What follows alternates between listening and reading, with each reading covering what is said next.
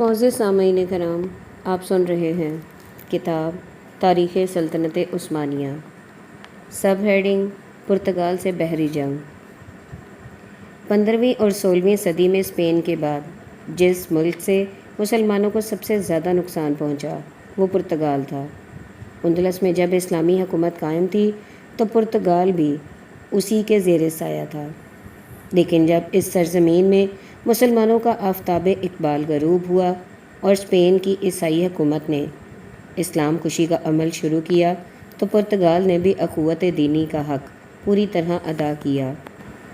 ہندوستان، چین، سیام، جاوا، Sumatra, جزائر ہند، سیلون، ملبیار، Mombasa, Zanzibar, حبش، مصر و عرب وغیرہ مشرقی ممالک کی بحری تجارتیں عرب تاجروں کے ہاتھوں میں تھیں۔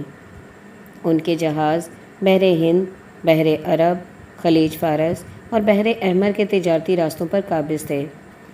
یہ لوگ چین، ہندوستان اور ایران وغیرہ سے مال لے جا کر مصر پہنچاتے تھے اور وہاں سے وینس اور جنیوا کے سوداگر اسے یورپ لے جاتے تھے۔ پھر اسی طریقے سے یورپ کا مال عربوں کے جہازوں پر ہندوستان، ایران اور چین وغیرہ مشرقی ملکوں میں پہنچتا تھا۔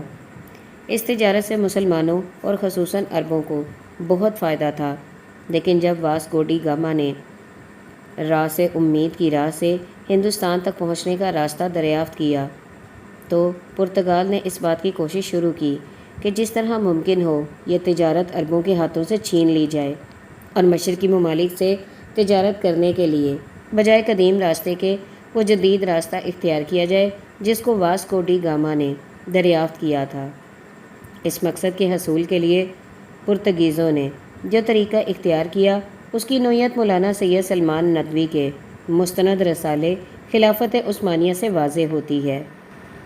مولانا فرماتے ہیں، اس مقصد کو حاصل کرنے کے لیے عرب جہازوں پر تاخت شروع کی۔ عرب حبش، ہندوستان اور فارس کے ساحلی مقامات پر حملے کیے اور نامسلموں کو مجبور کیا کہ وہ مسلمانوں اور عربوں کے ہاتھ اپنا اسباب تجارت فروخت نہ کریں۔ ملبار کے موپلا تاجروں پر بڑی زیادتیاں کی، یمن اور حجاز کے ساحلی شہروں پر قبضہ جمایا اور ہندوستان میں سندھ سے لے کر مدراس و گجرات و بمبئی تک بندرگاہوں پر دھاوے کیے۔ ساحلوں اور جزیروں میں مسلمانوں کا قتل عام ہو رہا تھا، مسجدیں توڑ کر کلیسا بنائی جا رہی تھیں۔ کالی کٹ کے راجا کو اس پر مجبور کیا گیا کہ وہ مسلمانوں کو عرب آنے جانے سے روک دے۔ کوچین ساحل ہند پر قبضہ کر کے مسلمانوں کو قتل کیا اور مسجد کو کلیسا بنا لیا، اور پھر رفتہ رفتہ عرب کے سواحل پر عدن، ہرمز، پریم وغیرہ کو، اور ہندوستان کے سواحل میں سے گوا، جیول، واہل، دیب، دمن، مہامیم وغیرہ کو تاخت و تاراج کیا۔ 915 ہجری میں کالی کٹ پر حملہ کر کے شہر کو لوٹ لیا اور وہاں کی جامع مسجد کو جلا کر خاک سیاہ کر دیا۔ یہی حال انہوں نے عرب کے ساحلی مقامات کا کر دیا۔ حج کے بحری مسافر ان قزاقوں کے ہاتھوں سے بمشکل جاں بر ہو سکتے تھے۔ گوا کا مشہور بندرگاہ سلطنت بیجاپور سے چھین لیا اور سلطان گجرات کے تمام بندرگاہوں پر غارت گری شروع کر دی۔ جدہ اور عدن پر کئی حملے کیے، کبھی کامیابی ہوئی اور کبھی ناکامی کا منہ دیکھنا پڑا۔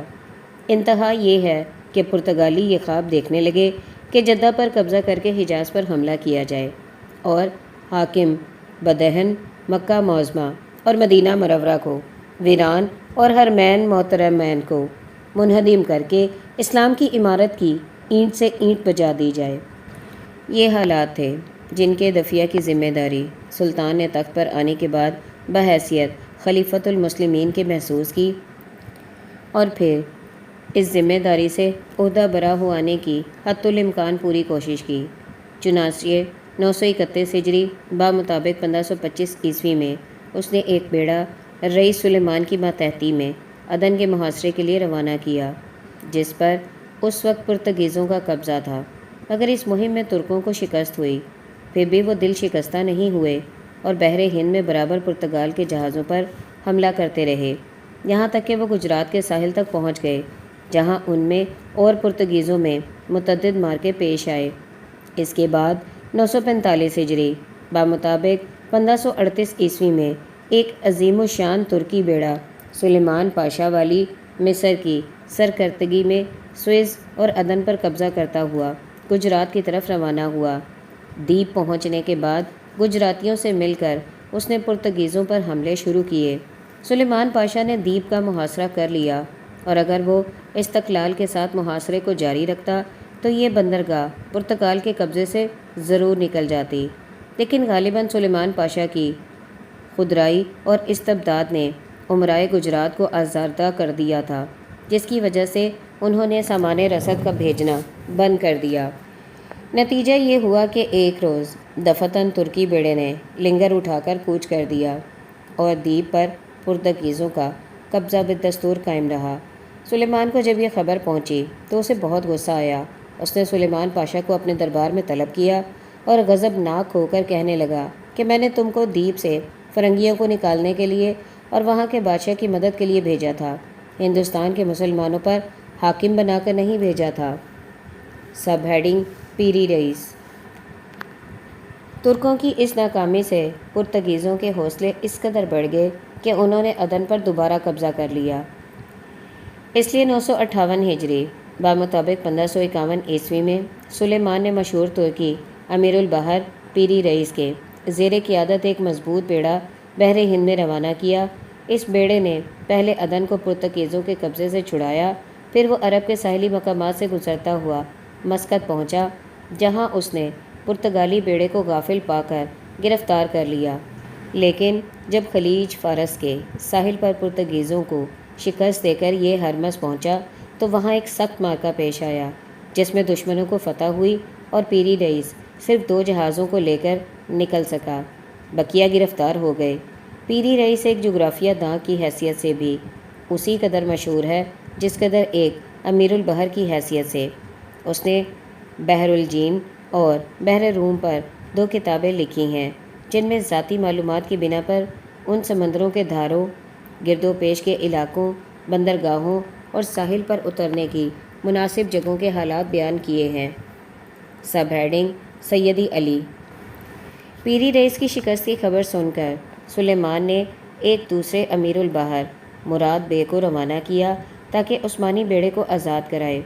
ہرمز کے سامنے پرتگالی بیڑے سے مقابلہ ہوا، جس میں ترکوں کو پھر شکست ہوئی اور ان کے جہازوں کا بڑا حصہ ڈوب گیا۔ اس کے بعد سلیمان نے اپنے مشہور امیر البحر سیدی علی کو اس مہم پر روانہ کیا۔ یکم شوال 961 ہجری بمطابق 1554 عیسوی کو وہ بصرہ سے روانہ ہوا اور خلیج فارس کے کنارے کنارے ہوتا ہوا جب راس محسن دام کے قریب پہنچا تو پرتگالی بیڑے نے سامنے نظر آئے۔ ایک سخت مارکے کے بعد پرتگیزوں کو شکست ہوئی اور سیدی علی کے لیے آگے کا راستہ صاف ہو گیا، چنانچہ وہ کھلے سمندر میں داخل ہو کر مسقط کے سامنے نمودار ہوا۔ یہاں پرتگیزوں نے پھر مقابلہ کیا اور اس جنگ میں طرفین کو شدید نقصان پہنچا۔ رات کے وقت جب دونوں ایک دوسرے سے الگ ہوئے تو دفتن ہوا اس قدر تیز ہوئی کہ سیدی علی کے جہاز بے قابو ہو گئے اور وہ بہہ کر بلوچستان کے ساحل پر نکل آیا۔ چند دنوں کے بعد اس نے پھر بحر احمر کا رخ کیا، لیکن ایک ناگہانی طوفان اسے دوبارہ بحر ہند میں بہا لے گیا۔ سیدی علی نے سورت کی بندرگاہ میں آ کر جہازوں کو چھوڑ دیا اور خشکی کا راستہ اختیار کیا۔ وہ افغانستان، ایران اور عراق ہوتا ہوا قسطنطنیہ واپس آیا اور یہ مہم ناتمام ہی رہی۔ اس کے بعد سلیمان کے عہد میں پرتگیزوں سے کبھی کبھی چھوٹی چھوٹی لڑائیاں ہوتی رہیں، مگر کوئی بڑا مقابلہ پیش نہیں آیا۔ پیری رئیس نے گجرات سے قسطنطنیہ تک سیاحت کے حالات ایک سفر نامے میں قلم بند کیے ہیں۔ وہ شاعر بھی تھا۔ اس نے ریاضیات اور فن جہاز رانی پر بھی چند رسالے لکھے ہیں جو بڑی وقت کی نگاہ سے دیکھے جاتے ہیں، خصوصاً اس کی تصنیف محیط جو بحر ہند کی جہاز رانی پر ہے، نہایت مستند خیال کی جاتی ہے۔ جرمن مورخ فون ہیمر کا کہنا ہے کہ بحر الجین اور بحر روم کے حالات پر جو کتابیں پیری رئیس نے لکھی ہیں، ان کے نسخے برلن اور ڈرزڈن کے شاہی کتب خانوں نیز روما میں پوپ کے کتب خانہ اور بولونا میں سید علی کی محیط کا واحد معلوم نسخہ نیپلز میں ہے۔ سب ہیڈنگ: مالٹا۔ مالٹا مبارزین سینٹ جان کا مقبوضہ تھا، جہاں روڈو سے نکلنے کے بعد انہوں نے مستقل سکونت اختیار کر لی تھی۔ یہ اور اس کے قریب کا چھوٹا سا جزیرہ غوزہ شہنشاہ چارلس نے انہیں دے دیا تھا۔ مالٹا میں آنے کے بعد انہوں نے اس کو نہایت مستحکم کر لیا تھا۔ مبارزین کے جہاز اسپین اور دوسری مخالف طاقتوں کے بیڑوں کے ساتھ مل کر عثمانی بیڑوں پر حملہ آور ہوتے تھے اور ترکوں سے ان کی جنگ برابر جاری رہتی تھی۔ یہ لوگ سلطنت عثمانیہ کے تجارتی جہازوں پر بھی حملہ آور ہوتے رہتے تھے اور بحر روم میں لوٹ مار کا کوئی موقع ہاتھ سے جانے نہ دیتے۔ مجبوراً سلیمان کو مالٹا پر حملہ کرنے کا تہیہ کرنا پڑا۔ حملے کا ایک بڑا سبب یہ بھی تھا کہ مالٹا میں ایک کثیر تعداد مسلمان غلاموں کی موجود تھی، جو وہاں کے عیسائیوں کے مظالم سے تنگ آ گئے تھے۔ علاوہ بری بحر روم میں یہ جزیرہ اپنے موقع کے لحاظ سے نہایت اہم تھا۔ چنانچہ 1 اپریل 1565 عیسوی کو سلیمان نے 181 جہازوں کا ایک زبردست بیڑا 30,000 فوج کے ساتھ مصطفیٰ پاشا کی سرکردگی میں قسطنطنیہ سے روانہ کیا۔ 19 مئی کو یہ بیڑا مالٹا پہنچا اور دوسرے ہی روز حملہ شروع ہو گیا۔ 23 جون 1565 عیسوی کو قلعہ سینٹ ایلمو فتح ہو گیا، لیکن ترکوں کی انتہائی کوشش اور شدید نقصان کے باوجود سینٹ اینجلو اور سینٹ مائیکل کے قلعوں پر قبضہ نہ ہو سکا، اور بالآخر 4 ماہ کی مسلسل جد و جہد کے بعد 11 ستمبر 1565 عیسوی کو مصطفیٰ پاشا نے محاصرہ اٹھا لیا۔ اس محاصرے میں 25,000 ترک اور 5,000 عیسائی مارے گئے۔ ہنگری کی مہم اور سلیمان کی وفات۔ جس وقت محاصرہ اٹھا لینے کی خبر قسطنطنیہ پہنچی، سلیمان آسٹریا سے ایک نئی جنگ کی تیاری کر رہا تھا۔ وجہ یہ تھی کہ ہنگری کی حلیف جماعتوں میں پھر نزاع شروع ہو گئی تھی، اور میکسیملن ثانی نے، جو فریڈنٹ کے انتقال کے بعد اس کا جانشین تھا، کانٹ زاپولیا کے لڑکے کو تخت سے محروم کر دینے کا عزم کر لیا تھا۔ چنانچہ اسی سلسلے میں اس نے بعض اہم قلعوں پر بھی قبضہ کر لیا تھا۔ یہ معلوم کر کے سلیمان نے بذات خود میدان میں آنے کا فیصلہ کیا، اور باوجود اس کے کہ اس کا سن 76 سال کا ہو چکا تھا اور ضعف عمر اور علالت کے باعث وہ گھوڑے پر بیٹھ نہیں سکتا تھا، پالکی میں سوار ہو کر 1 مئی 1566 عیسوی کو فوج کے ساتھ قسطنطنیہ سے ہنگری کی طرف روانہ ہوا۔ اس میں شبہ نہیں کہ آسٹریا کی جنگ نے اس سال مبارزین مالٹا کو دوسرے حملے سے محفوظ کر دیا، جو یقیناً ان کے لیے مہلک ثابت ہوتا۔ 27 جون 1566 عیسوی کو سلیمان سلین کے مقام پر پہنچا، اور وہاں پر نوجوان سچیسمنڈ زاپولیا نے، جو سلطنت عثمانیہ کے زیر سرپرستی ہنگری اور ٹرانسلوینیا کا بادشاہ تھا، اس کے سامنے نظر اطاعت پیش کی۔ آگے بڑھنے سے پہلے سلیمان اربرو اور زیجت کے قلعوں کو فتح کر لینا چاہتا تھا۔ چنانچہ 5 اگست 1566 عیسوی کو عثمانی فوجوں نے زیجت شہر کے گرد اپنے خیمے نصب کر دیے۔ 5 روز میں شہر فتح ہو گیا، لیکن وہاں کے حاکم زرینی نے اور اس کے باقی ماندہ 3,200 آدمیوں نے قلعے میں پناہ لی اور وہاں سیاہ علم نصب کر کے اس بات کی قسم کھائی کہ جب تک ایک سپاہی بھی زندہ رہے گا ہتھیار نہ ڈالیں گے۔ اگست اور ستمبر میں ترکوں نے اس قلعے پر 3 حملے کیے، لیکن ہر بار انہیں پسپا ہونا پڑا۔ بالآخر انہوں نے قلعے کے سب سے بڑے برج کے نیچے سرنگ کھود کر بارود بچھا دیا، اور 5 ستمبر 1566 عیسوی کو الصبح بارود میں آگ لگا دی، اور پھر بھی 4 روز کی مسلسل گولہ باری کے بعد 8 ستمبر کو یہ قلعہ فتح ہوا۔ لیکن 5 ستمبر کی رات ہی کو سلیمان کی روح قفس عنصری سے پرواز کر چکی تھی۔ صدر اعظم سوکوللہ نے سلطان کی وفات کی خبر بالکل مخفی رکھی اور اسی کے نام سے تمام احکام جاری کرتا رہا۔ اس سے پوشیدہ طور پر شہزادہ سلیم کے پاس اس حادثے کی اطلاع بھیج دی تھی۔ اس درمیان میں عثمانی فوجیں، جن کی تعداد 1.5 لاکھ تھی، متعدد مقامات فتح کرتی رہیں سوکل اللہ نے سلیمان کی لاش پر مصالحہ لگا کر اسے خراب ہونے سے محفوظ کر دیا تھا اور کوچ کے وقت لاش کو پالکی میں رکھ کر ایک مقام سے دوسرے مقام تک لے جاتا تھا۔ اس نے لشکر میں یہ خبر مشہور کرا دی تھی کہ سلطان علالت کی وجہ سے باہر نکلنے سے معذور ہے۔